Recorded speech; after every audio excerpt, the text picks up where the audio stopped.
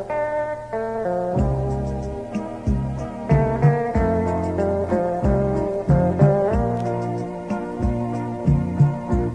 ុំសូមតែចិត្តអាណិតមេត្តាដល់ស្នេហាជាយូរហើយ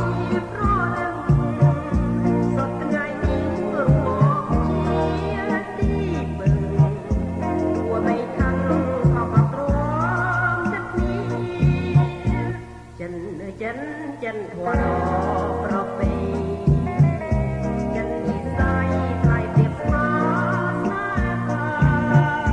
ចិត្តឆាប់ឈួលរួចហើយម្លេះចិនខ្លោចស្លាដល់គ្រូទេខ្ញុំសូមតែ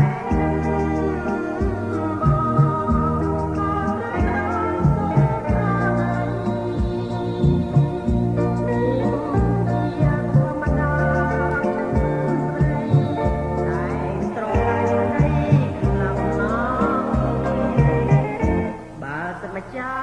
ចិត្តអ្នកបានឬជា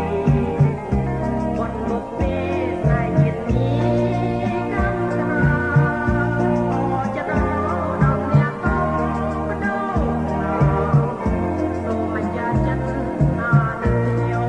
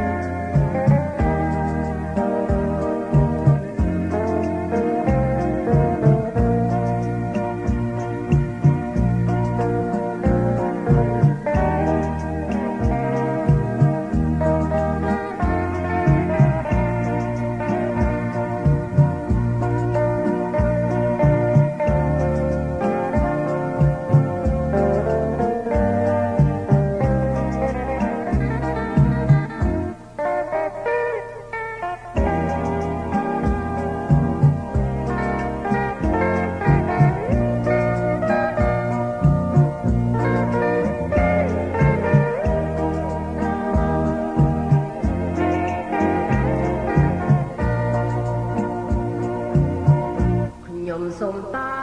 ចិត្តអាណិតមេត្តាដល់ស្នេហាជាយូរហើយប្រលឹងសពថ្ងៃនេះរមកជាទីពឹងទោះបីខាងខំអត់ទ្រាំចិត្តនេះចិនធម៌